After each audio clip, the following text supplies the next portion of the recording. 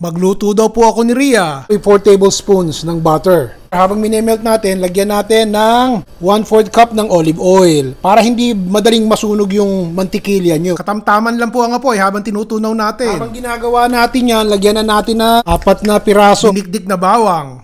Pagkatapos nyan, ilagay na po natin itong ating kamatis. Nakita nyo ang hiwa ko dun sa kamatis at napansin nyo ba walang buto. 2 malaking kamatis po ito pero tinanggal natin ang buto. Kung gusto nyo naman, combination ng sun-dried tomatoes at saka ng fresh tomatoes. Okay din yan. Lagyan na natin ng asin. Pagkatapos ng asin, paminta. Katulad nung una, lalagyan ko din po ng white wine. Kung meron kayo, kung wala, edi wala. O hayaan yung mag-evaporate yung alcohol from the white wine. Kung gagamit kayo. Isang maliit na pakete po ng sariwang kabute pero pwede na kayong gumamit ng nasa lata. Mas mura-mura yata yun eh. Yun na lang po ang gamitin nyo. Ilagay nyo lang sa huli at luto na yun. Marami pong tubig ang mushroom so make sure lutuin nyo na mabuti at ng malanta. Basta halo lang po kayo ng halo. Ganda nung mushrooms oh. Ganda ng kulay. 2 minutes po nating lulutuin ng mushrooms.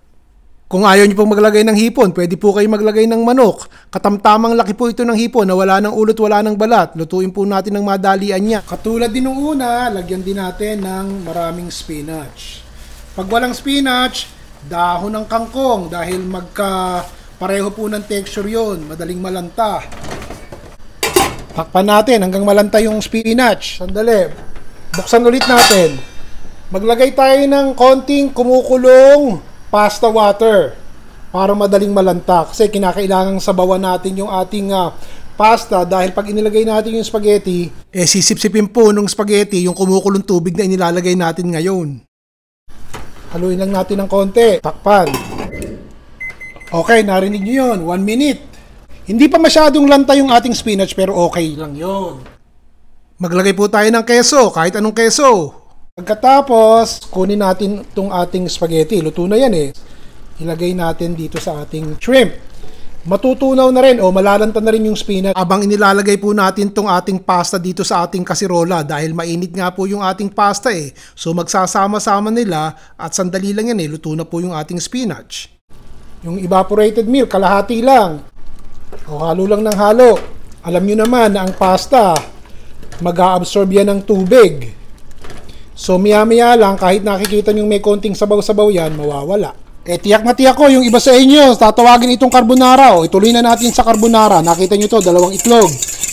Batihin nyo lang yung 2 itlog. Tapos, ilagay nyo yung konti ng spaghetti tsaka ng shrimp dito, sa itlog.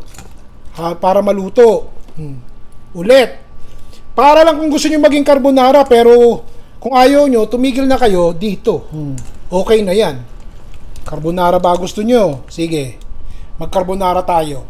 Tsaka nyo ngayon ibalik yung itlog at spaghetti dun sa inyong pan. Hinaan nyo ng mahinang-mahina yung apoy. Para lang hindi maluto ng kaunti yung ating itlog na inilagay nyo dahil itinuloy ko nga ng carbonara, di ba? Yan natin ng 1 cup ng parmesan cheese. Ang ginamit ko, yung mura lang na nabibili natin sa regular grocery store, 1 cup. Parang pwedeng pakainin nito ang 8 tao. Dami eh.